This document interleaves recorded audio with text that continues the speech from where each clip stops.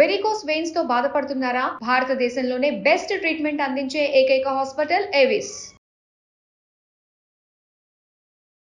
Welcome to India's largest digital media network Suman TV. Social మీడియాలో ఎక్కడ చూసినా సరే మల్లికార్జున ముత్య అని పేరు తెగ వైరల్ అవుతుంది. కదిలే దేవుడని, కనిపించే దేవుడని, ఇలా చాలామంది చాలా రకాలుగా ఆయన్ని పిలుచుకుంటున్నారు. అసలు ఆయన నిజంగానే ఒక మనిషిని చూడగానే అలా వాళ్ళ వివరాలు కానివ్వండి, జాతకాలు కానివ్వండి, వాళ్ళకున్న సమస్యలు కానీ అలా చెప్పగలరా? అసలు అలాంటి సాధ్యం ఉందా లేదా అనేది మన ముందు తిరుపతి మూర్తి అవధాని గురుగారు ఉన్నారు. ఆయన అడిగి తెలుసుకుందాం. నమస్కారం గురుగారు. ఓం శ్రీ మహాగణాధిపతయే నమః. ఇప్పుడు మీరు విన్నారు కదా, మల్లికార్జున ముత్య కర్ణాటకలో తెగ వైరల్ అయిపోతున్నారు ఆయన. అంటే ఒక మనిషి అక్కడికి వెళ్ళగానే అతను వాళ్ళ ఫోన్ నెంబరు, వాళ్ళ పేరు, వాళ్ళ కుటుంబీకుల నేమ్లు ఇవన్నీ చెప్పడం జరుగుతుంది. అలా ఒక 22 ఏళ్ల కుర్రాడు అన్ని శక్తులు ఉంటాయా? అలా చెప్పగలడా? మీరు అడిగినటువంటి ప్రశ్న ఏదైతే ఉందో అది యథార్థంగా చేయడానికి అన్ని రకాల అర్హతలు ఉన్నాయండి. అతనికి ఉన్నాయని నేను చెప్పట్లా, మామూలుగా మంత్రశాస్త్రంలో ఆ విధానం ఉంది. ఇవి మనకు యక్షిణీ సాధన అని ఉంటుందమ్మా. దాన్ని అందరికీ అర్థమయ్యే భాషలో కర్ణ పిశాచి అని అంటారు. అంటే దాంట్లో మరి కర్ణ శక్తిలో మనం ఏంటంటే ప్రజెంట్, తర్వాత పాస్ట్ ఇది మాత్రమే చెప్పగలం. ఫ్యూచరు, చనిపోతారా బ్రతికుంటారా ఏంటి అనేది చెప్తున్నానమ్మా. ఈ యక్షిణీ సాధన అనేటువంటిది 5-6 రకాలు ఉంటాయి. అందులో కర్ణ పిశాచి ఒకటి. ఇందులో కొంతమంది కర్ణ పిశాచి ఒక్కటి నేర్చుకుని వదిలేస్తారు, కొంతమంది కాస్త పై స్థాయికి వెళ్తారు. వెళ్ళినప్పుడు ఏమవుతుందంటే, మీరెవరో నాకు తెలియవచ్చు, నా దగ్గరకు వస్తున్నప్పుడు ఆ కర్ణ పిశాచి అనేటువంటిది యక్షిణీ సాధన చేసినప్పుడు మీరెవరు, మీ పేరేంటి, మీ ఇంటి పేరేంటి, మీ నాన్నగారు మీ అమ్మగారు ఎవరు, మీరు ఎందుకోసం వచ్చారు, అన్ని విషయాలు మీకన్నా ముందు నా దగ్గరికి వచ్చేస్తాయి, చెప్పేస్తున్నది. ఇదేమిటంటే కొంతకాలమే పనిచేస్తుందమ్మా. ఎంతవరకు పనిచేస్తుందంటే, ఆ యక్షిణీ సాధనని మన కంట్రోల్లో ఉన్నంత కాలము మనకి అది పనిచేస్తుంది. ఎప్పుడైతే యక్షిణీ కంట్రోల్లోకి మనం వెళ్ళిపోతామో మనకు జీవితం అనేటువంటిది కొంతకాలానికి పాతాళానికి వెళ్ళిపోతాం మళ్ళీ. ఎందువల్లనంటే సామాన్యంగా మొదలై రోజులలో వరల్డ్ రికార్డ్ ఎక్కేసే స్థాయికి వెళ్తారు, మళ్ళీ అదే రోజుల్లో కనుమరుగైపోతారు. ఎందుకంటే నాకు తెలిసి ఈ పంచయక్షిని సాధించిన వాళ్ళు, కర్ణ పిశాచి చదివిన వాళ్ళు చాలామంది నా చిన్నతనంలో నేను చూసా. వెళ్తుంటే వాళ్ళు ఒక అరుగు మీద కూర్చుంటారు. అంటే ఇప్పుడు మీరు చెప్పినట్టుగా ఫ్యాన్ షర్ట్లు వేసుకుని ఉన్నారు కానివ్వండి, ఒక అరుగు మీద కూర్చుంటారు, ఓ టవల్ కట్టుకొని మీద వేసుకొని. అంటే ఊరికి వస్తుంటే దగ్గరికి, సుబ్బయ్య ఏంటిలా వస్తున్నావు, అసలు ఎవరో కూడా తెలియదు, ఏంటి విషయం, అమ్మగారు నాన్నగారు కులాసానేనా, ఒకవేళ అంటారు నా వెళ్ళిపోతే అన్నీ చెప్పేస్తారు. అంటే అది ఆ సాధన చేసేటువంటి దాన్ని అనుసరించి ఉంటుంది. సాధన చేయటం వేరమ్మా, ఆ చేసినటువంటి తపశ్శక్తిని సిద్ధి పొంది మన కంట్రోల్లో ఉంచుకోవడం వేరు. ఆ సాధన ఎన్ని రోజులు ఉంటుంది గురుగారు? అంటే ఈయన వయసు చూస్తేనేమో మరీ చిన్నగా ఉంది. ఈ సాధన అనేటువంటిది గట్టిగా కూర్చుంటే 82 రోజులు కూర్చున్నా చాలు, పెద్ద అక్కర్లేదు. ఒక్కొక్క సాధనకి 82 రోజులు ఒకటి, 124 రోజులు ఒక సాధన, 72 రోజులు ఒక సాధన, ఇలా ఉంటాయి 5 రకాల సాధనలు. ఇన్ని రోజులు మొత్తం కలిపినా 1-1.5 సంవత్సరంలో సాధన పూర్తయిపోతుంది. అదే సాధన కఠోరంగా ఉంటుందమ్మా, కఠోరంగా ఉంటుంది. ఆ ఇంట్లో కూర్చొని ఒక్కొక్కసారి అయితే శవం అంటారు, అంటే కాష్ఠ దీక్ష. నేను ప్రతి నెల ఒక్కసారి చేస్తుంటా. ఇప్పుడు ఆ కాష్ఠ దీక్ష ఎక్కువ చేయాలి. అంటే ఇవాళ ఉదయం నుంచి రేపు ఉదయం వరకు అలా పడుకుంటే శవం ఎలా అయితే ఉంటుందో అలా కదలకుండా ఉండాలి. దాన్ని కాష్ఠ దీక్ష అంటారు.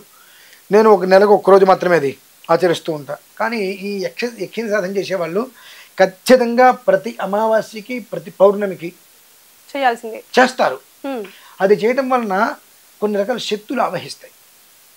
అది తాత్కాలికంగా అలా ఊగుతూ ఉంటాయి. శక్తుల్ని వీళ్ళు కంట్రోల్ చేసుకోవడం ఒక విధానం అయితే, వాటి కంట్రోల్లోకి వీళ్ళు వెళ్ళిపోతారు అనత్య కాలంలో. అంటే ఎప్పుడైతే కనుక మనిషిని ఒక స్థాయి నేను వెళ్తున్నానని వస్తుందో, నేను ఏం సాధన చేశానే విషయం మర్చిపోతాం. మర్చిపోయి ఆ జనాలందరూ, ప్రజలందరూ దగ్గరికి వచ్చి గురుగారు గురుగారు గురుగారు ఇట్లా అనేటువంటి దాంట్లో మనకు తెలియకుండా మనం దేన్నైతే కనుక తొక్కి పెట్టాలో అది పైకి వచ్చేస్తుంది, అహం, గర్వం. అంటే ఆ విధంగానే ఇప్పుడు తన ఆశ్రమంకి ఏదైతే వెళ్తున్నారో భక్తులను కొట్టడం కూడా జరుగుతుంది. అంత కోపం ఉంటుందా వాళ్ళకి? మొదట్లో ఏముండదు అసలు, అది దాని కంట్రోల్లోకి మనం వెళ్ళిపోతే. ఓకే, మంత్రం కంట్రోల్లోకి మనం ఎప్పుడు వెళ్ళకూడదు. తన్మంత్రం బ్రాహ్మణాధీనం. ఆ మంత్రం మన ఆధీనంలో ఉన్నంతసేపే ఏం చెప్పితే అది జరుగుతుంది. అలా కాకుండా మంత్రాధీనంలోకి మనం వెళ్ళిపోతున్నాము అంటే ముందు నుంచి వచ్చేటువంటిది అహం, నేను ఇంతటి వాడిని, నాకు తెలుసు నువ్వెంత అనేటువంటిది ఇలా నార్మల్గా కూర్చున్న వ్యక్తికి వస్తా. మొత్తం ప్రతి ఒక్క దాంట్లో కూడా రూపు రేఖల కన్ను చూపులతో సహా ఒక్కొక్క మార్పు వస్తుంది. 8 రకాల మార్పులు వస్తాయి. అది గమనించుకోకపోతే కంప్లీట్గా మనిషిని ఆ మంత్రం వశం చేసుకుంటాయి. ఆ మంత్రం వశం చేసుకుంటే మళ్ళీ కొన్ని రోజుల తర్వాత కనుమరుగైపోతారు. ఉండరు అక్కడ, యథావిధిగా మూలస్థానానికి వెళ్ళిపోతారు. అంటే ఇది సాధించటం ఎంత తేలికో దాన్ని అనుసరించడం అంత కష్టమమ్మా. ఇప్పుడు మీరున్నారు, మీరు 1 సంవత్సరం ఉండరు నాది కాదని ముక్కు మూసుకుంటే ఇన్ని రకాలు మీకు సాధించేస్తారు. కానీ దాన్ని అనుసరించడం అనేటువంటిది అంత తెలియని విషయం కాదు. అనుసరించడంలో కనుక ఏమాత్రం తడబాటు పడ్డా ఈ ఏదైతే మీరు మంత్ర సాధన చేశారో ఆ మంత్రమే ఆ మనిషిని తినేస్తుంది మళ్ళీ. ఓకే, అంటే ఇప్పుడు వాళ్ళ నాన్నగారు ఉన్నారు, మల్లికార్జున ముత్య వాళ్ళ ఫాదరు హనుమంత రాయ్ ముత్య. ఆయన కొద్ది కాలం క్రితమే కాలం చేసిన తర్వాత ఈయన మళ్ళీ ఈ శిక్షలోకి రావడం జరిగింది. అలాగే ఇప్పుడు భక్తులందరినీ కూడా ఆకట్టుకోవడం జరుగుతుంది. అంటే ఆయన చనిపోవడానికి రీజన్ మీరు చెప్తున్న మంత్రమే అయి ఉండొచ్చా? మనం ఎవరిని ఏ కారణం చేసి తప్పు పట్టద్దు. అంటే వయోధర్మం కూడా కావచ్చుగా, చెప్పలేం. 2, 10 మందికి ఉపకారం చేసిన వాడు తొందరగా చనిపోతాడు. 10 మందికి ఉపకారం చేస్తే ఆ 10 మందికి సంబంధించినటువంటి అన్ని రకాల ఇబ్బందులు ఆ మనిషిని ఇబ్బంది పెడతాయి. ఆ ఇబ్బంది పెట్టినప్పుడు ఏమవుతుందో తనను తాను మళ్ళీ మొదట్లో 1.5 సంవత్సరం కూర్చొని జపం చేసుకున్నట్టుగా ఇప్పుడు మళ్ళీ కొన్ని రోజులు కూర్చొని జపం చేసుకోలేడు. ఈ తన తీసుకున్నవన్నీ వదిలించుకోవడానికి ఎందుకు చేసుకోలేదు అంటే తెల్లవారితే గొర్రెల మందలాగా వీళ్ళందరూ వాళ్ళ కష్టం చెప్పుకోవడానికి. ఇంకా అంటే ఇంతమంది ఇన్ని కష్టాలు చెప్పుకుంటే ఆయన పరిస్థితి ఏమవుతుంది, ఆయనకి ఒక 1 వారం రోజులైన సమయం ఇస్తే మళ్ళీ పురస్కారం చేసుకుంటారు కదా అని ఆలోచన వరకు ఉండదు. తెల్లవారు లేస్తే ఇంటి ముందు కూర్చుంటారు, వచ్చి అన్నీ వదిలేసుకొని కూర్చుంటారు. వీళ్ళందరి గురించి ఆలోచించి వాళ్ళవన్నీ కూడా తీసుకొని ఆ మనిషి వెళ్ళిపోవచ్చు. అంటే ఇప్పుడు ఈయన చేస్తున్న సాధన అయి ఉండొచ్చు, లేదంటే ఇతను భక్తులకు చేస్తున్న మంచి అయి ఉండొచ్చు. అందులో ₹1 కూడా ఆశించకుండా చేస్తున్నారు కదా ఆ పనిని. అది అలా ఉంటుందా? ఆ శిక్షలో ముందుగానే చెప్తారా? అంటే ఇలా తీసుకోకూడదు, ₹1 కూడా వాళ్ళ దగ్గర నుంచి ఎలాంటిది ఆశించకూడదు అనేది ఏమైనా? మీరు ఆశించినంత కాలం అది మిమ్మల్ని కాపాడుతుంది. ఒక స్థాయి వచ్చినది మీకు తెలియకుండా మీరు ఆశించే స్థితికి వెళ్ళిపోతారు. ఆశించే కదా, శాసించే స్థితికి వెళ్తారు. అది మిమ్మల్ని మీరు గమనించుకోవాలి. అది గమనించుకోలేకపోతే ఆ తర్వాత తినే దెబ్బ మనకు అడ్రస్ కూడా ఉండదమ్మా. అది చాలా దారుణం. అంటే ఇప్పుడు అంతకన్నా ఇంకొక దారుణమైన విషయం నాకు ఇష్టం లేనిది, నాకు నచ్చంది.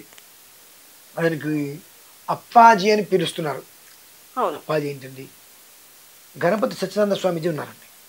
ఆయనకి భక్తులందరూ కలిసి పెట్టుకునే పేరు అప్పాజీ. మా అందరికి అప్పాజీ అంటే ఆయనే. అంటే దానికి ఒక చాలా బ్రాండెడ్ నేమ్ అన్నట్టు. అది మొదట్లో అప్పాజీ అని విన్నా నేను. ఇప్పుడు అప్పాజీ ఏంటి, ఇట్లా రోడ్డు మీద పడి తిరగడం ఏంటి, ఇట్లా రావడం ఏంటి, అసలు ఆ సిస్టమ్ లేదు కదా. ఆయన్ని అనుక్షణము అనుసరిస్తున్న వ్యక్తికే దర్శనం కలగడం కష్టమవుతుంది. అసలు ఇక్కడ తిరగడం ఏంటి నాకు మొదట్లో అర్థం కాల. తర్వాత ఏదో అన్నారు, వాళ్ళెవరు ఈయనెవరు ఏంటని చూస్తే ఆహా ఓకే, అసలు అప్పాజీని ఎందుకు పెట్టారు నాకు చాలా బాధ వేసింది. ఆయన ఏ పేరు పెట్టినా పిలిపించుకోవచ్చు, కానీ అప్పాజీ అనేటువంటిది కేవలము గణపతి సత్యనారాయణ స్వామీజీ గారిని లక్షలాది మంది భక్తులు, అప్పాజీ అంటే తండ్రిలాగా కొలుచుకొని వ్యవహారం చేసుకుంటున్నారు. ఆ పేరు అనేటువంటిది నాకు కొంచెం కష్టం అనిపించింది. ఆ పేరు ఎందుకు పెట్టారు అంటే ఆ పేరు పెడితే ఆ పేరుకు తగ్గట్టుగా మనం ఉండగలగాలి. అప్పాజీ అంటే దానికి ఆ పేరుకు తగ్గట్టుగా మన విధానం కూడా మనం ఉండగలగాలి. ఉండలేకపోతే ఇంకెందుకు మనం కొన్ని ఉంటాయి. కాబట్టి ఏ మనిషిని మనం తక్కువ అంచనా వేయద్దు, ఏ మనిషిని తొందరపాటు చర్యలతో దూషించవద్దు.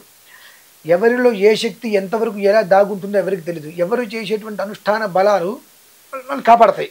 అంటే ఇప్పుడు ఏదైతే మీరు నచ్చని పేరు అప్పాజీ కానివ్వండి, అలాగే మల్లికార్జున ముత్య కానివ్వండి, ఆయన దగ్గరికి ఎమ్మెల్యేలు కానివ్వండి, ఎంపీలు కానివ్వండి చాలా క్యూలు కట్టేసి మరి పర్సనల్ అపాయింట్మెంట్స్ తీసుకొని వెళ్తున్నారు.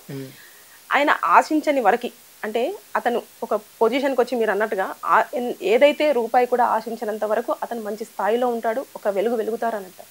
ఒకవేళ ఎవరైనా అనుకోకుండా ఏదైనా ఇచ్చినప్పుడు తీసుకుంటే ఆయన పరిస్థితి ఏంటి? వాస్తవం చెప్తే మీరేమనుకోవద్దు. నేను 5 సంవత్సరాలుగా ఈ యొక్క మీడియాకి సంబంధించిన విషయాల్లో ఎన్నో ధర్మసూత్రాలు చెప్పుకుంటూ వచ్చాను. నా లిమిట్ నాకు తెలుసు, నేను ఎలా ఉండాలి, నా మంత్రానుష్ఠానం ఏంటి, నా శక్తి ఏంటి, ఆ శక్తిని నేను కాపాడుకుంటూ ఉండాలంటే నేను ఎప్పటికప్పుడు ఎలా ఉండాలి? ఎగ్జాక్ట్లీ. నా ఇంట్లో నా నిత్య దేవతార్చన అవ్వందే నేను ఒక మనిషితో మాట్లాడను, గడప దాటి బయటికి రాను, మానే అవతలికి పో అంట. నువ్వు రాకపోతే నాకు వచ్చే నష్టం లేదు, నీకు చెప్పకపోతే నాకు గడవదనేటువంటిది లేదు, నీకు చెబితేనే నాకు గడుస్తున్నటువంటిది లేదు. నా జీవితం నాకుంది కాబట్టి నా విధానం పూర్తయిన తర్వాతే నీకు నేను అపాయింట్మెంట్ ఇస్తాం. అది అన్ని విధాలా నేను ఇవ్వదలుచుకున్న రోజు నాడే ఇస్తా, నాకు అమ్మవారిని జన్మది వచ్చినప్పుడు. విధానం 2. 5 సంవత్సరాల నుంచి నేను సుమారుగా 4-5 వేల వీడియోస్ చేసినప్పటికీ కూడా చాలా లిమిట్గానే కనిపిస్తూ ఉంటా. కంటిన్యూగా పిలిచిన ప్రతి ఛానల్కి వెళ్ళను, ఇంటర్వ్యూస్ ఎవరికి ఇవ్వను. ఇక్కడ ఏమవుతుందంటే మనం ఓవర్గా పబ్లిక్లోకి రానంత వరకు మన కంట్రోల్ మనం తప్పం. మనం ఓవర్గా పబ్లిక్లోకి వచ్చినప్పుడు మనం ఎలా ఉన్నప్పటికీ మన పరిసరాల్లో కొంతమంది వచ్చేస్తారు, మా గురుగారు ఇట్లా అనుకుంటూ. వాళ్ళు చేసేటువంటి పనులకి మనం బలవాల్సి వస్తుంది. ఇప్పుడు నా పీఠంలో నేను కొన్ని ప్రక్రియలు చేస్తుంటే నచ్చి కొంతమంది వచ్చారు.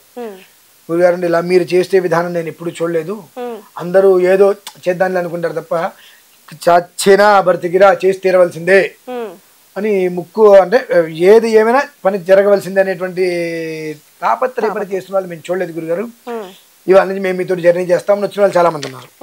మీ ఇష్టం రండి. కొంతకాలం దాటిన తర్వాత చేసేటి ప్రక్రియలో ఇప్పుడు ఇంత ఖర్చు అవసరమా అనేటువంటి మాటలు కూడా వాళ్ళే మాట్లాడారు. మనం ఏం చేయాలి? పక్కన పెట్టేయాలి వాళ్ళని. నేను ఏదైతే చేస్తే మీకు నచ్చి నాతోటి వెనకాల ఉన్నారో కొన్ని రోజుల తర్వాత, అంటే ఎట్లా, నేను కొన్ని విషయాలు ఇది మీరు చూసుకోండి, ఓకే మీరు సేవా బాధ్యతతో ఉంటున్నారు, సేవతో ఉంటున్నారు కాబట్టి ధర్మంగా ఉంటారు కదా, ఇది మీరు చూసుకుని అప్పగిచ్చేసినప్పుడు ఆటోమేటిక్గా ఇది నాది కదా, నాకు ఇచ్చేశారు, ఈ బాధ్యత నాది అన్నట్టుగా అది ఒక బాధ్యత మనం నిర్వర్తిస్తున్నాం అనుకునే దానికన్నా దాని మీద నాకు ఆధిపత్యం అన్న రీతిలో మనిషికి వచ్చేస్తుంది. వచ్చేసేసి దీనికి ఇది అవసరమా అండి అనే స్థాయి ఎప్పుడైతే వస్తుందో ఆ మనిషిని అంటే నువ్వు కట్టడి చేయలేకపోయావా, ఆ ఒక్క మచ్చ నీకు అంటకు తప్పదు. వాళ్ళెవ్వరిని అనరు. ఎండ్ ఆఫ్ డే అక్కడ ఉన్నది ఎవరు అయితే, ఇప్పుడు మీరు చెప్పినట్టుగా ఆయన పేరు ఏదో ముత్య, ఆయన ఎవ్వరు ఏం చేసినా మంచైనా చెడ్డైనా ఆయనకే వస్తుంది. అంటే ఇక్కడ ఏంటంటే మనం ఎలా ఉన్నాము, మనతో ఉన్న వాళ్ళు ఎలా ఉన్నారనేటువంటి విషయాన్ని మనం ఎప్పటికప్పుడు పసిగట్టి గమనించకుండా కనుక వదిలేసి వాళ్ళు చేసుకుంటారు అంటే చెడ్డ పేరు వచ్చేది మనకి. అంటే ఇప్పుడు మల్లికార్జున ముత్య గారికి శక్తులు ఉన్నాయంటారు మీరు? ఆయనకి శక్తులు ఉన్నాయా లేవా అనే విషయం గురించి నేను మాట్లాడట్లేదమ్మా. అలా చెప్పేటువంటి శక్తులు ఉన్నాయి అంటున్నా. విద్యలు అలా చెప్పడానికి కర్ణపిశాచి ఇటువంటి కొన్ని విద్యలు ఉన్నాయి. ఆ విద్యల్ని నేర్చుకోవడం చాలా సులువు, ఈజీగా వచ్చేస్తాయి, దాన్ని అనుసరించడం కష్టం. దానివల్ల మరి మనకు పాస్ట్ ప్లస్ తర్వాత ప్రజెంట్ మాత్రమే చెప్పగలుగుతున్నాం. తెలుస్తుందా? నాకు పంచయక్షిణి 5 రకాలు ఉంటాయి యక్షిణీలు. ఆ 5 మన దగ్గర ఉంటే ఫ్యూచర్ కూడా మనం చెప్పేస్తాం. అది పెద్ద సమస్య కాదు. ఎప్పుడైతే నువ్వు ఫ్యూచర్ చెప్పినప్పుడు అవతల వ్యక్తికి ఇన్ టైంలో జరిగిందో ఆ టైంలో అతను నీ మీద పెట్టుకునేటువంటి ఎక్స్పెక్టేషన్స్ చాలా ఎక్కువ ఉంటాయి. ఎప్పుడు కూడా నీ మీద ఎక్స్పెక్టేషన్స్ పెట్టుకోకుండా నువ్వు చెప్పాలి. అవతల వ్యక్తికి నువ్వు చెప్పగలిగినటువంటిది ఆ మనిషి ఏ స్థితిలో కూడా నీ మీద ఎక్స్పెక్టేషన్స్ పెంచుకోకూడదు. ఒక మోస్తరు ఉండొచ్చు, మా గురువుగారు అన్నట్టుగా పెంచుకున్నావా అది నీకే ప్రమాదం. ఎందువల్లనంటే నేను 100 మంది గురించి ఆలోచించాలి, నీ ఒక్కడి గురించి నేను ఆలోచించలేను. 100 మంది గురించి ఆలోచిస్తున్నప్పుడు నీకు ఇవాళ నేను చెప్పింది ఇవాళ ఏంది, రేపైంది, ఎల్లుండైంది, అవతల ఎల్లుండైంది, ఆ తర్వాత నీకు ఎక్కడో చిన్న మిస్టేక్ వస్తుంది. వెంటనే నీకేమవుతుంది, ఆయన నమ్ముకుని నేను దిగాను, నేను నష్టపోయాను, ఆయనే ఇది కారకుడు అంటావు. కాబట్టి ఏంటంటే నెవర్ ఎక్స్పెక్ట్. నీ కష్టం చెప్పుకోవడానికి వెళ్ళావు, నీ కష్టం చెప్పుకున్నావు, బాబు ఇది చేసుకుని నువ్వు బాగుపడతావు. నువ్వు చేసుకుంటావో చేసుకోవో అది నీ ఇష్టం. నువ్వు చేసుకునే విధానాన్ని అనుసరించి, నీకు చేసేటువంటి వ్యక్తిని అనుసరించి, ఆ మంత్రశక్తిని అనుసరించి అది ఉంటుంది. నువ్వు ఎవరి దగ్గర చేసుకున్నావు, అదృష్టవంతుడు అయ్యావు, ఆయన దగ్గరికి వెళ్ళి నువ్వు ఒక పువ్వు ఇవ్వక్కర్లా, సెట్ అవ్వలా, ఆయన మీద రాయి ఎక్కర్లా, నీకు రెండిట్లుగా అర్హత లేదు. నువ్వు చెప్పుకోవడానికి వెళ్ళా, నీకు చెప్పారు అంతవరకే. అది మనం తీసుకోవాలి. ఎందుకంటే ఈ పంచజక్షిణి సాధన అనేటువంటిది ఒక స్థితి వరకు మనిషిని నిలబెట్టేస్తుంది ఖచ్చితంగా. ఇప్పుడు ఇతని కర్ణపిశాచి సాధన అని చెప్పేసి అన్నారు కదా, అతనిది కర్ణపిశాచి, మీరు జర్నలిస్ట్ గా చాలా చక్కగా ఇరికించే ప్రశ్న చేస్తున్నారు. అతనికి కర్ణపిశాచి యక్షణ సాధన అతనిదే నేను అనట్లా. చెప్పటానికి ఆ విద్యలు ఎక్కువగా ఉపకరిస్తాయి అంటున్నా. ఓకే, ఒకవేళ అలా ఉపకరించినా కూడా ఇప్పుడు ఆయన నార్మల్ లైఫ్ లీడ్ చేయవచ్చా? అంటే కారు ర్యాష్ గా డ్రైవ్ చేస్తాడు, రూడ్ గా ఉంటాడు, నార్మల్ ఎట్లయితే ఉంటారో అట్లనే ఉండొచ్చా? వాళ్ళకి ఒక వీడియో చూపించుంటారమ్మా, నియమ నిబంధనలు మీకు ఒక వీడియో చూపించుంటారా? మొన్న నేను బైక్ రేసింగ్కి వెళ్ళాను, నేను నా స్నేహితులతో KTM మీద బండి 140 స్పీడ్ మీద వెళ్ళా. ఎప్పుడు కూడా మంత్ర విధానం వేరు, కుటుంబ విధానం వేరు, రెండిట్లని కలపకూడదమ్మా. మీకు ఈ విషయం గురించి మీకు పూర్తిగా అవగాహన రావాలంటే భక్త తుకారాం గారు, ఆయన ఒకసారి మీరు స్ఫురణకు తెచ్చుకుంటే ఆయన దాంపత్య జీవితం వేరు, దైవ జీవితం వేరు, రెండు జీవితాలను ఆయన విడివిడిగా పెట్టుకున్నాడు. సో ఆయన కారు తోలుకుంటే మనకెందుకు? ఇదే అనుకుంటా నేను. ఒక పేరు వచ్చింది, ఆయన బండి తోలాడు, కారు తోలాడు, స్పీడ్ నీకెందుకయ్యా? కారు తోలితే బండి తోలితే నీకెందుకు? యాక్సిడెంట్ అయితే పోతే ఆయనగా పోయేది, నువ్వు కాదుగా పోయేది, నీకెందుకు? ఆయన గురించి ఆయనకు తెలీదా? పక్కవాడి జీవితంలో వేలు పెట్టి భూత దెబ్బటి తోలాల్సిన కర్మ నీకెందుకు? ఆయన వ్యక్తిగతంగా ఆయన భార్య పిల్లల నీకు అనవసరం. వ్యావహారికంగా నీకేం చేశాడు, 10 మందికి ఏం చేస్తున్నాడు, అంతవరకు నువ్వు ఆలోచించుకోవాలి. ఆయన కారు రాశిగా తోలుతాడు, నీకెందుకు అవన్నీ కూడా? ఆయన మనిషే కదండి, కాదా? ఇప్పుడు దైవాంశ సంభూతులు శ్రీకృష్ణ పరమాత్మ, ఆయన ఎన్ని లీలలు చూపించాడు, అన్ని లీలలు చూపిస్తాను దేవుడు కాకపోతాడా? తప్పది. మనము అంటే నార్మల్ గా లీడ్ అంటే ఆ లైఫ్ వేరు, ఈ లైఫ్ వేరు, కాకపోతే మనం ఈ ధ్యానం మాట అడుగుతాను, చెప్తారా? ఇప్పుడు కాసేపు అతన్ని పక్కన పెడదాం, నేనే ఉన్నా, నేను అగ్నిహోత్రంలో దిగుతానని చెప్పి రకరకాలుగా ఎన్నో వ్యవహారాలు ఉన్నాయి, నాకు భార్య పిల్లవాడు ఉన్నారు, నేను వైదికంలోనే ఉండాలి, మడిగట్టుకునే ఉండాలి అనే ఒక ఉద్దేశ్యంతో నా భార్య పిల్లల గురించి నేను పట్టించుకోకుండా నువ్వు ఇంట్లో మడిగట్టుకుని పెట్టవా, నేను ఒక సినిమాకి తీసుకెళ్ళిన, చిత్రానికి తీసుకెళ్ళిన, రోడ్డు మీకు తీసుకెళ్ళిన, ఇలానే ఉండాలంటే అమ్మాయికి కొన్ని కోరికలు ఉంటాయిగా. అందరిలాగా బయటికి వెళ్ళాలి, కాసేపు సినిమాకి వెళ్ళాలంటుందిగా. వెళ్ళకుండా ఏదైనా చిన్న మిస్టేక్ వస్తే ఇదే మీడియా ఏం చేస్తుంది? ఇంట్లో ఆయన ఇక్కడికి వచ్చి మీడియా ముందు కూర్చొని చెప్తున్నాడు, ఇంట్లో పిల్లానికి కూడా సొగబెట్టట, పిల్లాన్ని బయటికి తీసుకెళ్ళట, అటువంటి వ్యక్తి ఉంటే అంతా పోతే ఇదే తీసుకొని వస్తారు. అంటే రెండు జీవితాలు వేరుంటాయి. నా భార్య నా పిల్లవాడి కోసం ఈ జీవితాన్ని పక్కన పెట్టేస్తా, ఇక్కడికి వచ్చినప్పుడు ఆ విషయాన్ని పక్కన పెట్టేసుకుంటా. సో నువ్వు ఆ రెండు జీవితాలని కలపకుండా విడివిడిగా పెట్టుకో, దానికి ఎలాంటి దోషము లేదు. అంతేగాని నేను పూర్తిగా నా భార్య పిల్లలతో ఉంటే ఇటు వదిలేస్తా అంటే అది కష్టం. నేను దేవుడి దగ్గరే ఉంటాను, వాళ్ళతో నాకు సంబంధం లేదంటే అది కష్టమే. నాలుగుకి రెండు వైపులా పదును ఉండాలి, రెండు పళ్ళ మధ్యలో నాలుగు ఉండాలి. Thank you sir.